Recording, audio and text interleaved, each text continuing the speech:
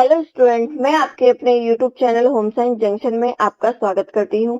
मैं आपको कराऊंगी Bihar PGT, Bihar state and Jharkhand के होम साइंस के लिए कुछ इंपॉर्टेंट एमसीक्यू क्वेश्चन जो कि आपके एग्जाम के लिए बहुत ही ज्यादा हेल्पफुल रहेंगे। तो हम आज का सेशन स्टार्ट करते हैं। आज के सेशन में हमारा फर्स्ट क्वेश्चन है, पूछा हुआ है आप लोगों से कि हार्डनेस है, तो आप लोग को ये बताना है कि हार्डनेस क्या है। ऑप्शन दिए हुए हैं। फर्स्ट ऑप्शन है आपका ताने का बेलन होता है, सेकंड ऑप्शन है बाने का बेलन होता है, थर्ड है कपड़े का बेलन होता है एंड लास्ट ऑप्शन है आपका कपड़े में लगा एक फ्रेम होता है। तो आप लोग को राइट आंसर बताना है कि इसमें राइट आंसर क्या हो जाएगा। जो हार्नेस होता है ना, वो करघे में लगा एक फ्रेम होता है। ठीक है, क्या होता है? करघे में लगा एक फ्रेम होता है। तो ऑप्शन डी क्या हो जाएगा आपका राइट आंसर हो जाएगा। क्लियर है आपको?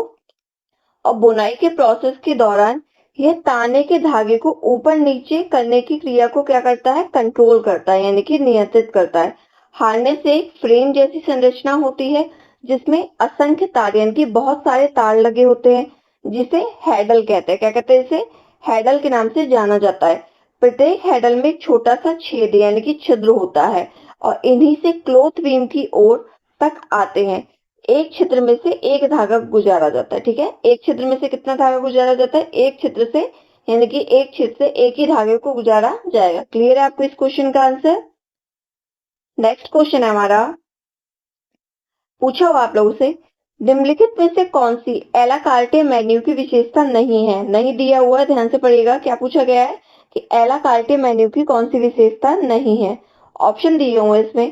फर्स्ट ऑप्शन है रुचि अनुसार मेन्यू है, सेकंड है प्रत्येक व्यंजन का अलग मूल्य है, थर्ड है आपका खाद्य पदार्थ पूर्ण रूप से तैयार होता है जो कि तुरंत प्रस्तुत किया जा सकता है, लास्ट ऑप्शन है ग्राहक ऑर्डर किए गए व्यंजनों को ही मूल्य देते हैं। ठीक है, तो आपको इसमें क्या बताना है? राइट आंसर बताना है कि राइट ऑप्शन क्या हो जाएगा इसमें। जो आपका एला कार्टे मेन्यू है ना, इसकी विशेषता होती है यह रुचि मेन्यू, रुचि के अनुसार यानी कि अपने इंटरेस्ट के अकॉर्डिंग मेन्यू होता है। प्रत्येक व्यंजन का अलग अलग मूल्य होता है। ठीक है, कैसा होता है? हर एक मेन्यू का, हर एक व्यंजन का यानी कि जो डिश आप खाएंगे उसका अलग अलग प्राइस होता है और ग्राहक ऑर्डर किए गए व्यंजनों का ही मूल्य देता है, यानी कि जो ग्राहक होगा यानी कि जो कस्टमर होगा जिस डिश को ऑर्डर करेगा वो उसका ही पेमेंट करता है। तो कौन सी विशेषता नहीं है? तो आपका ये हो जाएगा ऑप्शन सी, यानी कि खाद्य पदार्थ पूर्ण रूप से तैयार होता है जो कि तुरंत प्रस्तुत किया जाता है। ऑप्शन डी क्या हो जाएगा आपका? ऑप्शन सी क्या हो जाएगा? राइट आंसर हो जाएगा। और जो एला कार्टे मेन्यू है ना, इसे चयनित मेन्यू के नाम से जाना जाता है। क्या? इसे चयनित मेन्यू भी कहा जाता है। क्लियर है आपको ये? अगला क्वेश्चन है, पूछा हुआ आप लोगों से, एक संतुलित आहार में ऊर्जा अधिकांशता प्राप्त होती है इससे। तो आप लोग को ये बताना है कि एक बैलेंस डाइट में जो ऊर्जा होती है किससे प्राप्त होगी। ऑप्शन दिए हुए हैं। फर्स्ट ऑप्शन आपका शरीर बनाने वाले खाद्यों से, सेकंड है संरक्षित सब्जियों और फलों से, थर्ड है अनाजों और बाजराओं से एंड लास्ट आपका तेल और वसा से। तो आपका क्या होगा? संतुलित आहार से ऊर्जा, ऊर्जा आपको सबसे ज्यादा मिलेगी किससे? अनाज और बाजराओं से। तो ऑप्शन सी क्या हो जाएगा आपका? राइट आंसर हो जाएगा। क्लियर है आपको ये? नेक्स्ट क्वेश्चन है, अगर आप लोगों को क्लास अच्छी लग रही है तो आप लोग क्लास को लाइक भी कर दीजिएगा। पूछा हुआ है आप लोगों से, जिस दूध में ऐच्छिक स्वाद के विकास के लिए सूक्ष्म जीवों को मिलाया जाता है वह होता है। तो आप लोग ये बताए ना, जिस दूध में यानी कि जिस मिल्क में ऐच्छिक स्वाद यानी कि अपने स्वाद अनुसार उसके विकास के लिए सूक्ष्म जीवों को मिलाया जाता है वह क्या कहलाता है? ऑप्शन दिए हुए हैं। फर्स्ट ऑप्शन है आपका वाष्पीकृत, सेकंड है सांद्र, थर्ड है शुष्क एंड लास्ट है आपका सुसंस्कृत। तो जिस दूध में ऐच्छिक स्वाद के विकास के लिए सूक्ष्म जीवों को मिलाया जाएगा वह कहलाएगा आपका कौन सा? सांद्र दूध। तो ऑप्शन बी क्या हो जाएगा आपका? राइट आंसर हो जाएगा। क्लियर है आपको ये क्वेश्चन? नेक्स्ट क्वेश्चन है हमारा, पूछा हुआ है, दूध में मौजूद प्रमुख प्रोटीन कौन सा है? तो आपको ये बताना है कि दूध में कौन सा प्रोटीन होता है। ऑप्शन दिया हुआ है। फर्स्ट है केसीन, सेकंड है ट्रिप्सिन, थर्ड है काइनोट्रिप्सिन एंड लास्ट ऑप्शन है आपका पेप्सिन। तो जो दूध में प्रमुख प्रोटीन होता है ना, वो होता है आपका कौन सा? केसीन। ऑप्शन ए आपका क्या हो जाएगा? राइट आंसर हो जाएगा। और जो केसीन होता है ना, ये एक प्रकार का कैसा? फास्फोप्रोटीन होता है। कैसा प्रोटीन होता है केसीन? आपका फास्फोप्रोटीन होता है और इसका प्रोटीन अच्छी क्वालिटी का होता है क्योंकि इसमें सभी जो इसेंशियल अमीनो एसिड होते हैं ना, यानी कि आवश्यक अमीनो अम्ल, वो उपलब्ध रहते हैं, पर सल्फर युक्त अमीनो अम्ल की कमी रहती है। ठीक है, क्लियर है आपको ये? अगला क्वेश्चन है हमारा, पूछो आप लोगों से, अस्पताल और वृद्ध आश्रम जैसे सरकारी संस्थान खाद्य पदार्थ एवं वस्तुएं खरीदने हेतु आमतौर पर निम्न में से किस विधि का प्रयोग करते हैं? तो आप लोग को ये बताना है, hospital and old age home जैसे सरकारी संस्थान में क्या खाद्य पदार्थ और वस्तुओं खरीदने हेतु किस विधि का प्रयोग किया जाता है? ऑप्शन दिए हुए हैं। फर्स्ट ऑप्शन आपका नीलामी द्वारा खरीदारी, सेकंड है ब्लैंकेट ऑर्डर खरीदारी, थर्ड है मोल भाव भाव तोल करके खरीदारी, एंड लास्ट ऑप्शन है आपका औपचारिक खरीदारी। तो इसमें राइट आंसर हो जाएगा आपका ऑप्शन डी, यानी कि औपचारिक खरीदारी। तो अस्पताल और ओल्ड एज होम में क्या हो जाता है, जो खाद्य पदार्थ और वस्तुएं खरीदी जाती है वो आमतौर पर औपचारिक खरीदारी विधि कहलाती है। क्लियर है आपको ये? नेक्स्ट क्वेश्चन है हमारा, पूछा हुआ है, क्लियर तरल आहार में निम्न खाद्य पदार्थ नहीं दिए जाते। क्या है, नहीं पूछा गया है। तो जो आपका क्लियर फ्रूट डाइट होती है ना, उसमें हम कौन सा खाद्य पदार्थ नहीं देंगे? बिना दूध की चाय नहीं देंगे, दूध नहीं देंगे, नारियल पानी नहीं देंगे, या कार्बोहाइड्रेट नहीं देंगे। तो आपको राइट आंसर बताना है कि क्या होगा। तो इसमें राइट आंसर हो जाएगा आपका ऑप्शन बी, यानी कि दूध। तो क्लियर फ्रूट डाइट में हम क्या करते हैं, छनई हुई चीजें देते हैं जिसमें कोई भी क्या रेशा ना हो। जैसे बिना दूध के हम चाय दे सकते हैं, नारियल पानी दे देंगे, कार्बोहाइड्रेट दे देंगे, लेकिन जो दूध होता है ना, मिल्क, वो हम उसे नहीं देते हैं। ठीक है, क्लियर है ये? नेक्स्ट क्वेश्चन है हमारा, पूछा हुआ है आप लोगों से, एक व्यायामी का स्वस्थ भोजन पैटर्न होना चाहिए। तो ये बताना है, एक व्यायामी का स्वस्थ भोजन पैटर्न कैसा होना चाहिए? ऑप्शन दिया हुआ है। फर्स्ट ऑप्शन है आपका 3 वर्ग भोजन एक दिन में केवल, सेकंड है छिटपुट और केवल तब खाएं जब वो भूखे हों, थर्ड ऑप्शन है आपका भूख से बचने के लिए जब पूरे दिन छोटा नाश्ता, फोर्थ ऑप्शन है एक बृहद भरा पूरा भोजन प्रत्येक। तो इसमें राइट आंसर बताना है आप लोगों को, क्या हो जाएगा। तो एक व्यायामी यानी कि एथलेटिक्स से मतलब है किसमें क्या, उसका स्वस्थ भोजन पैटर्न कैसा होना चाहिए, उसको तभी भोजन करना चाहिए छिटपुट और केवल तब खाए जब वो भूखे हो। ऑप्शन बी क्या हो जाएगा आपका राइट आंसर हो जाएगा। ठीक है, क्लियर है आपको ये? अगला क्वेश्चन है आपका, पूछा हुआ है, किन कारणों से भोजन पकाते समय थायमिन नष्ट होती है? तो ये बताना है कि भोजन पकाते समय थायमिन क्यों नष्ट हो जाती है। ऑप्शन दिया हुआ है। फर्स्ट ऑप्शन है आपका सब्जियों के काटने से, सेकंड ऑप्शन है आपका सोडियम बाई कार्बोनेट डालने से, थर्ड है सूर्य के प्रकाश लगने से, एंड लास्ट ऑप्शन है आपका पकाते समय इमली डालने से। तो भोजन पकाते समय थायमिन होता है वो नष्ट हो जाता है, कैसा, कैसे नष्ट होता है? सोडियम बाई कार्बोनेट डालने से। तो ऑप्शन बी क्या हो जाएगा आपका राइट आंसर हो जाएगा। ठीक है, क्लियर है आपको ये? नेक्स्ट क्वेश्चन है, पूछा हुआ है पूछा हुआ है आप लोगों से इसमें, वह विधि जिसमें ककून को गर्म पानी में डालकर नरम किया जाता है वह धागा ढूंढा जाता है, वह कौन सी विधि कहलाती है? ऑप्शन दिए हुए हैं इसमें। फर्स्ट ऑप्शन आपका थ्रोइंग, सेकंड है रीलिंग, थर्ड है वीविंग, एंड लास्ट ऑप्शन आपका रियलिंग, यानी कि रिपलिंग आ जाएगा। इधर क्या है, ये रिपलिंग दिया हुआ था यहाँ पे। तो आपको राइट आंसर बताना है कि क्या हो जाएगा। तो इसमें वह विधि जिसमें ककून को गर्म पानी में डालकर नरम किया जाता है और धागा ढूंढा ढूंढा जाता है वह होता है आपका थ्रोइंग विधि। तो ऑप्शन ए क्या हो जाएगा आपका राइट आंसर हो जाएगा, थ्रोइंग विधि। नेक्स्ट क्वेश्चन है आपका, पूछा हुआ आप लोगों से, लोहे के जंग के धब्बों को निम्न के उपयोग से हटाया जाता है।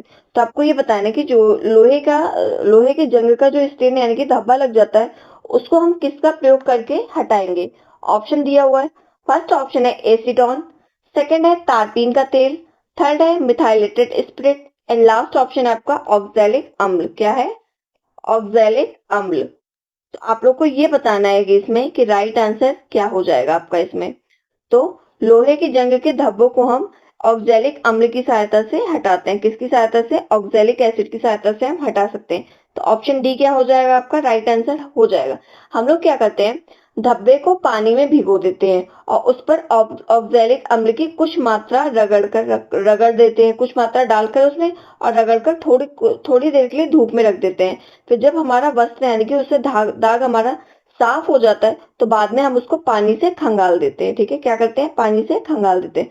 और जो ऑक्सैलिक अम्ल होता है ना, ये होता है ऑर्गेनिक कंपाउंड। कैसा कंपाउंड है ये? ऑर्गेनिक कंपाउंड होता है। क्लियर है आपको ये? नेक्स्ट क्वेश्चन है, पूछा हुआ है, इनमें से कौन सा एक सार्वभौमिक ब्लीच है जो सब्जियों और जानवरों दोनों के तंतुओं पर प्रयोग किया जाता है और रेशम, ऊन और रेयन के लिए एक सुरक्षित ब्लीच के रूप में माना जाता है? ये आपका इंपॉर्टेंट क्वेश्चन है, ठीक है, कई बार ये रिपीट हो चुका है। तो आप लोग को ये बताना है कौन सा एक सार्वभौमिक ब्लीच होता है जो सब्जियों और जानवरों यानी कि सेल्यूलोजिक और प्रोटीन दोनों प्रकार के तंतुओं के लिए प्रयोग किया जाता है और रेशम, ऊन और रेयन के लिए एक अच्छी ब्लीच मानी जाती है। ऑप्शन दिए हुए हैं, फर्स्ट ऑप्शन है potassium permanganate KMnO4, second option है आपका oxalic acid C2H2O4, third option है आपका hydrogen peroxide H2O2 and last option है आपका सोडियम हाइपोक्लोराइड NaClO। ठीक है, तो आपको ये बताना है इसमें राइट आंसर क्या हो जाएगा। तो जो सेलुलोजिक और प्रोटीन दोनों रेशों के लिए अच्छी ब्लीच मानी जाती है वो होती है आपकी कौन सी, हाइड्रोजन पेरोक्साइड यानी कि H2O2। तो ऑप्शन सी क्या हो जाएगा आपका राइट आंसर हो जाएगा। क्लियर है ये। नेक्स्ट क्वेश्चन है आपका, पूछा है आप लोगों से, प्रबंध में प्रत्यात्मक फ्रेमवर्क संबंधित है कि आपका मैनेजमेंट में जो फ्रेमवर्क होता है ना वो किससे संबंधित है?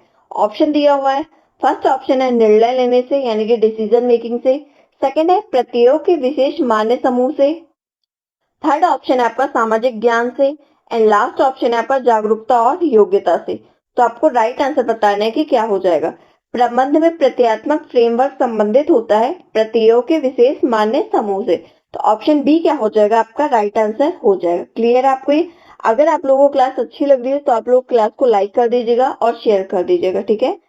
नेक्स्ट क्वेश्चन है, पूछा हुआ है आप लोगों से, एक अच्छी गृहिणी वही है। तो आप लोग को ये बताना है कि एक अच्छी गृहिणी कौन सी होती है। ऑप्शन दिए हुए हैं, फर्स्ट ऑप्शन है आपका जो एक संतुलित बजट का निर्माण करे, सेकंड ऑप्शन है परिवार के सभी सदस्यों की आवश्यकताओं को इंपॉर्टेंस यानी कि महत्व दे, थर्ड ऑप्शन है आपका घर में स्वच्छता, क्रमबद्धता तथा सुंदरता का ध्यान रखे एंड लास्ट ऑप्शन है आपका उपयुक्त सभी। तो आपको ये बताना है कि राइट आंसर क्या हो जाएगा। तो एक अच्छी गृहिणी वही होती है जो एक संतुलित बजट का निर्माण करती है और परिवार के सभी सदस्यों की आवश्यकताओं को महत्व देती है और घर में स्वच्छता, क्रमबद्धता और सुंदरता का ध्यान रखती है। तो ये तीनों क्या हो जाएंगे हमारे राइट हो जाएंगे। तो इसके अकॉर्डिंग हमारा ऑप्शन डी क्या हो जाएगा राइट आंसर हो जाएगा यानी कि उपयुक्त सभी। नेक्स्ट क्वेश्चन है, पूछा हुआ है आप लोगों से, इनमें से कौन सा उत्तम योजना का गुण नहीं है? नहीं दिया हुआ है तो आप इसको ध्यान से पढ़िएगा। क्या पूछा है, कौन सा उत्तम योजना यानी कि अच्छी प्लानिंग का गुण कौन सा नहीं है?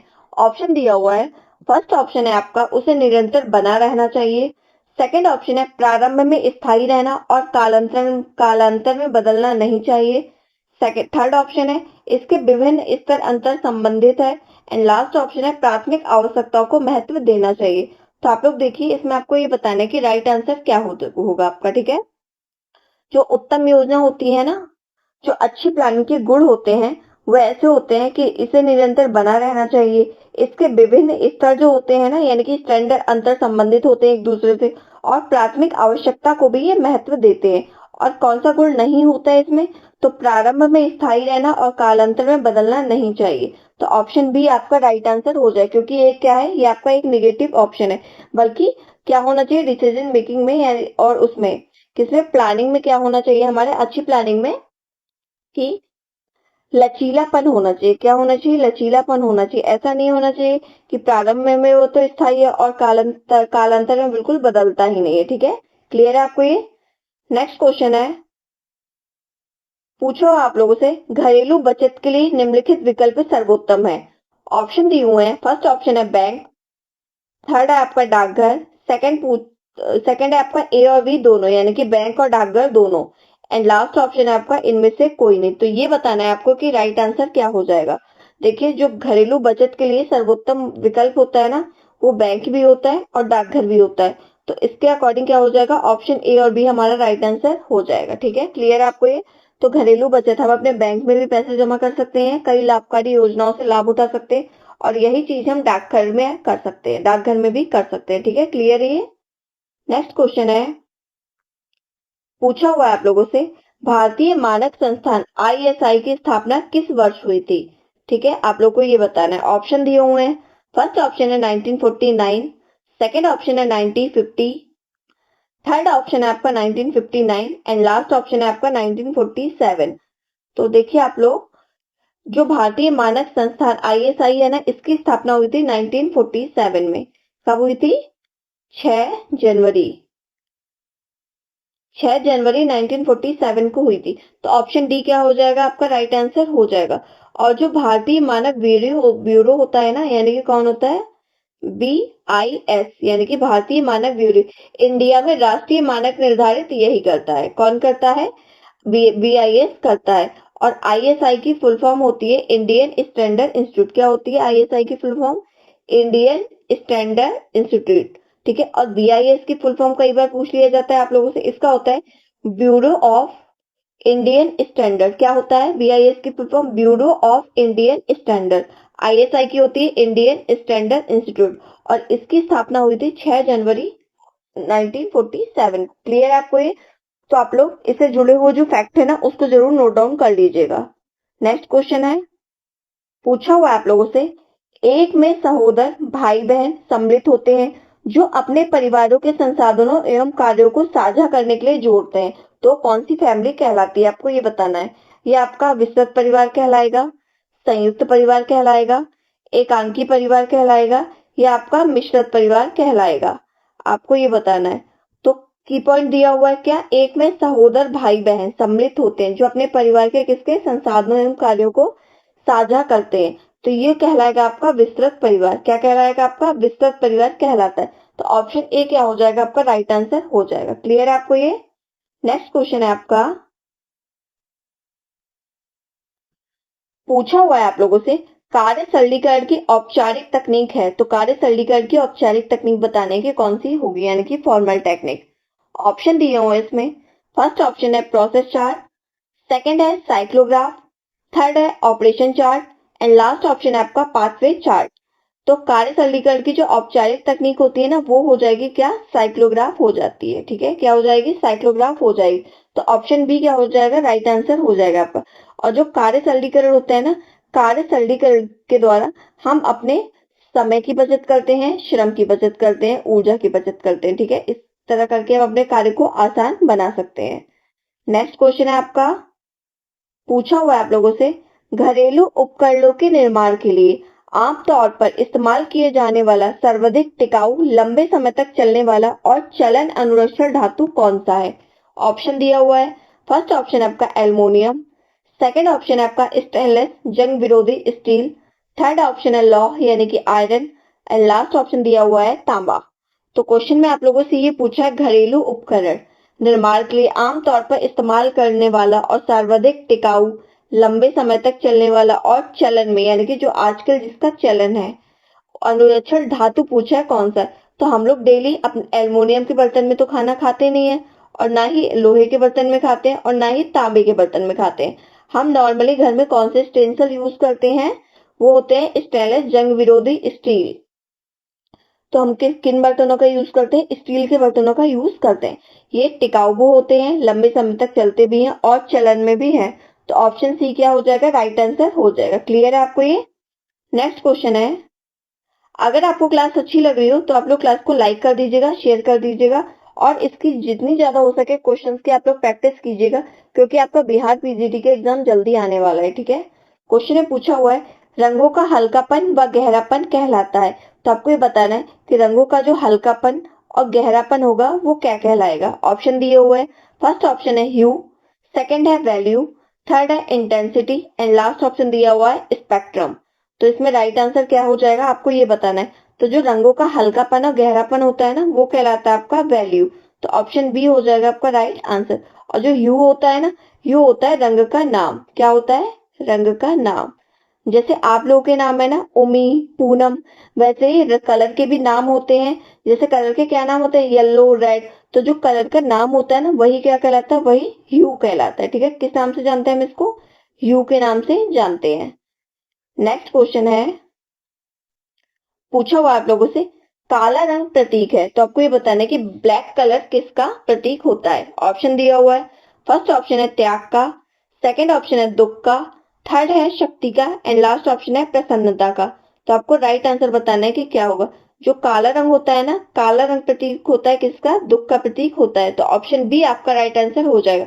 और जो अलग अलग तरह के कलर होते हैं यानी कि विभिन्न प्रकार के रंग होते हैं, वो हमारे विभिन्न प्रकार के संवेगों, इमोशन और भावनाओं के प्रतीक होते हैं, यानी कि हमारे संवेग और भावनाओं से जुड़े हुए होते हैं। जैसे ग्रीन कलर होता है हमारा, तो हरा कलर कैसा होता है हमारा? प्रसन्नता का प्रतीक होता है। ठीक है, कैसा होता है? प्रसन्नता का प्रतीक होता है।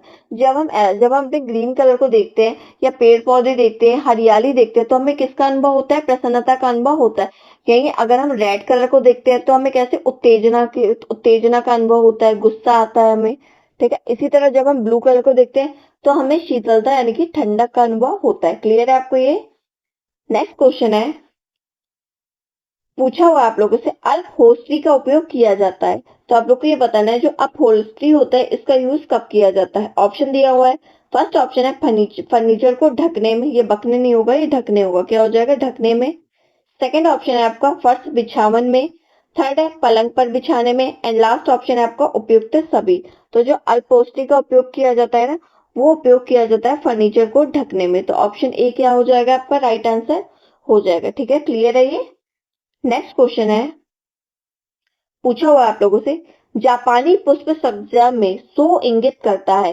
तो आप लोग को ये बताना है जो जापानी पुष्प सज्जा होती है उसमें सो किसको इंगित करता है। ऑप्शन दिया हुआ है। फर्स्ट ऑप्शन है स्वर्ग को, सेकंड है मनुष्य को, थर्ड है पृथ्वी को एंड लास्ट ऑप्शन है हमारा उपयुक्त में से कोई नहीं। तो जो जापानी पुष्प सज्जा में सो इंगित करता है ना, वो करता है किसको? इंगित करता है मनुष्य को। तो ऑप्शन बी क्या हो जाएगा आपका राइट आंसर हो जाएगा। सो इंगित करता है किसको? मनुष्य को इंगित करता है। इसी तरह जो पुष्प सज्जा होता है ना, पुष्प सज्जा को जापान में कहा जाता है इकेबाना। क्या कहा जाता है जापान में? इकेबाना। ये एक जापानी पुष्प सज्जा के नाम से जाना जाता है। और इकेबाना का शाब्दिक अर्थ होता है जीवित फूल। क्या होता है इकेबाना का शाब्दिक अर्थ? कई बार पूछ लेता है एग्जाम में, जीवित फूल। और प्रत्येक जापानी सज्जा में 3 आधार दिए होते हैं और ये तीनों टहनियों के माध्यम से प्रदर्शित किए जाते हैं। कैसे? ये हमारे कैसे होता है? 3 टहनियों के माध्यम से प्रदर्शित किए जाते हैं। एक टहनी हमारी ऐसे जाती है सीधी लंबी, एक टहनी हमारी ऐसे जाती है और एक टहनी ऐसे जाके हमारी झुक जाती है। ठीक है, तो जो हमारी सबसे लंबी टहनी होती है ना, वो होती है हमारी स्वर्ग की ओर जाती है। और जो स्वर्ग की ओर जाती है ना, उसको हम बोलते हैं, क्या बोलते हैं उसको? हम सिन। ठीक है, जो स्वर्ग की ओर टहनी जाती है उसको सिन बोलते हैं। और जो यहाँ पे बीच में टहनी जाती है ना, इसको हम बोलते हैं हाई की। नहीं, इसको हम क्या बोलते हैं? सो। ये किसको दर्शाती है? ये मनुष्य को दर्शाती है। इसी तरह जो हमारी ऐसे करके नीचे की तरफ टहनी हो जाती है, इसको हम बोलते हैं क्या? हाई की बोलते हैं। क्या बोलते हैं इसको हम? हाई की। ये किसको? पृथ्वी को दर्शाती है। ठीक है, तो 3 तरह की हमारी टहनी है। जो सबसे ऊपर जाती है वे स्वर्ग को दर्शाती है, जिसको हम क्या बोलते हैं? सिन। जो हमारे इस टाइप के बीच में रहती है वो मनुष्य को दर्शाती है, उसको हम बोलते हैं सो। और जो हमारी इस तरह नीचे झुक जाती है, हमारी पृथ्वी की ओर दर्शाती है, इसको हम बोलते हैं हाई की। क्लियर है आपको ये आपका इंपॉर्टेंट क्वेश्चन है। ठीक है, नेक्स्ट क्वेश्चन है, पूछा हुआ आप लोगों से प्रसार शिक्षण यानी कि एक्सटेंशन एजुकेशन की व्यक्तिगत पहुंच विधि कौन सी है। व्यक्तिगत पहुंच की पॉइंट दिया हुआ है क्या? व्यक्तिगत पहुंच। ऑप्शन दिए हुए हैं। फर्स्ट ऑप्शन है आपका प्रदर्शन, सेकंड ऑप्शन है परिपत्र, थर्ड ऑप्शन है घर पर भेंट एंड लास्ट ऑप्शन है टीवी पर। ठीक है, तो आपको राइट आंसर बताना है कि क्या हो जाएगा। जो प्रसार शिक्षण की व्यक्तिगत पहुंच होती है ना, वो होगी घर पर भेंट, यानी कि प्रसार कार्यकर्ता व्यक्ति के घर घर जाएगा, उनसे मुलाकात करेगा, उनसे भेंट करता है। तो ऑप्शन सी क्या हो जाएगा आपका राइट आंसर हो जाएगा। क्लियर है आपको ये? नेक्स्ट क्वेश्चन है, पूछा हुआ आप लोगों से गांव में फल संरक्षण के प्रशिक्षण के लिए किस विधि का प्रयोग किया जाता है। ठीक है, आपको ये बताना है कि अगर हम किसी गांव में फल संरक्षण यानी कि फ्रूट प्रिजर्वेशन के लिए ट्रेनिंग दे रहे हैं तो हम किस मेथड का यूज करेंगे। ऑप्शन दिया हुआ है। फर्स्ट ऑप्शन है परिणाम प्रदर्शन, सेकंड ऑप्शन है विधि प्रदर्शन, थर्ड ऑप्शन है अभियान एंड लास्ट ऑप्शन हमारा कोई नहीं। अगर हम फल संरक्षण के बारे में बता रहे हैं और केवल गांव के जो मेंबर है उनको केवल परिणाम बता दे कि इसको ऐसे करने से हमारा ये रिजल्ट आएगा, तो उनको कुछ समझ में नहीं आएगा और ना ही कैंपेन करने का कोई मतलब होता है। तो इसमें हम किस मेथड का यूज करेंगे? विधि प्रदर्शन का, यानी कि हम उसको करके चीजें दिखाएंगे। तो जब हम करके चीजें दिखाएंगे ना, तो उनको भी नॉलेज मिलेगी कैसे कार्य को किया जाएगा, कि किस प्रोसेस से हम अपने फल को संरक्षित कर सकते हैं। ठीक है, तो ऑप्शन बी क्या हो जाएगा आपका राइट आंसर हो जाएगा, यानी कि विधि प्रदर्शन। नेक्स्ट क्वेश्चन है आपका, पूछा हुआ है आप लोगों से परिस्थिति विश्लेषण किस अध्ययन विधि के अंतर्गत आता है? क्या पूछा गया है? परिस्थिति विश्लेषण किस अध्ययन विधि के अंतर्गत आएगा, आपको ये बताना है। ऑप्शन दिए हुए हैं। फर्स्ट ऑप्शन है चरित्र लेखन विधि, सेकंड ऑप्शन है अनौपचारिक तथा नियंत्रित निरीक्षण विधि, थर्ड ऑप्शन है आत्मचरित्र लेखन विधि एंड लास्ट ऑप्शन है आपका उपरोक्त में से कोई नहीं। तो जो परिस्थिति विश्लेषण होता है ना, वो आएगा आपका अनौपचारिक तथा नियंत्रित निरीक्षण विधि। तो ऑप्शन बी क्या होगा आपका राइट आंसर हो जाएगा। क्लियर है ये? नेक्स्ट क्वेश्चन है, पूछा हुआ आप लोगों से अनौपचारिक शिक्षा होती है, तो आप लोग को बताना है कि अनौपचारिक शिक्षा कौन सी होती है। ऑप्शन दिया हुआ है। फर्स्ट ऑप्शन है लोचमय और सीखने वाली, सेकंड है समस्यात्मक, थर्ड है यूनिफॉर्म और विषय अभिमुख एंड लास्ट ऑप्शन है आपका इनमें से कोई नहीं। तो जो अनौपचारिक शिक्षा होती है ना, वो कैसी होती है आपकी लोचमय और सीखने वाली होती है। तो ऑप्शन ए क्या हो जाएगा राइट आंसर हो जाएगा। क्लियर है आपको ये? आज का हमारा सेकंड लास्ट क्वेश्चन है, पूछो आप लोगों से नवजात शिशु के लिए उपयोगी वस्त्र कौन से होते हैं, आपको ये बताना है। ऑप्शन दिए हुए हैं। फर्स्ट ऑप्शन है नए सूती व मार लगे होने चाहिए, सेकंड है पुराने सूती व कोमल होने चाहिए, थर्ड है कृत्रिम वस्त्र होने चाहिए एंड लास्ट ऑप्शन है इनमें से कोई नहीं। तो जो नवजात शिशु के लिए उपयोगी वस्त्र होते हैं ना, वे कैसे होने चाहिए? पुराने सूती व कोमल होने चाहिए, जिससे नवजात शिशु को कोई भी दिक्कत ना हो। क्योंकि जो नवजात शिशु की स्किन होती है ना छोटे बच्चों की, बहुत ज्यादा सॉफ्ट होती है, तो उनको हम ज्यादातर क्या पहनाते हैं, ज्यादातर हम उनको कॉटन के कपड़े ही पहनाते हैं।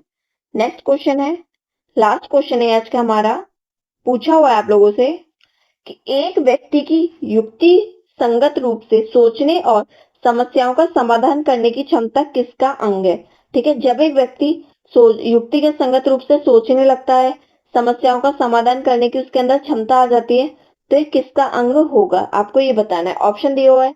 फर्स्ट ऑप्शन है सूक्ष्म मोटर क्रिया का, सेकंड है भाषा विकास का, थर्ड है संज्ञानात्मक विकास का एंड लास्ट ऑप्शन है आपका अच्छा प्रबंधन यानी कि अच्छे मैनेजमेंट का। तो इसमें राइट आंसर क्या हो जाएगा, आपको ये बताना है। तो जो युक्ति की संगत रूप से सोचने, समस्याओं का समाधान करने की क्षमता होती है ना, ये आती है किसके विकास से? संज्ञानात्मक विकास से आती है, यानी कि कॉग्निटिव डेवलपमेंट से आती है। और जो संज्ञानात्मक विकास का सिद्धांत दिया था ना, ये दिया था जीन पियाजे ने। किसने दिया था? जीन पियाजे। तो कई बार पूछ लिया जाता है आप लोगों से एग्जाम में कि संज्ञानात्मक विकास का सिद्धांत किसने दिया था, तो आपको ध्यान रखना है किसने दिया था? जीन पियाजे ने दिया था। तो आज का सेशन हमारा यहीं समाप्त होता है। आप लोगों को क्लास कैसी लगी, आप लोग कमेंट सेक्शन में इसका आंसर जरूर बताइएगा। और अगर आप लोगों को क्लास अच्छी लगी हो तो आप लोग क्लास को लाइक कर दीजिएगा, शेयर कर दीजिएगा एंड चैनल को जरूर सब्सक्राइब कर दीजिएगा। और जितना हो सके आप लोग प्रैक्टिस करते रहिएगा प्लेलिस्ट से देख के क्वेश्चंस की, क्योंकि आपका बीपीएससी पीजीटी का एग्जाम जल्दी आने वाला है। ठीक है, थैंक यू सो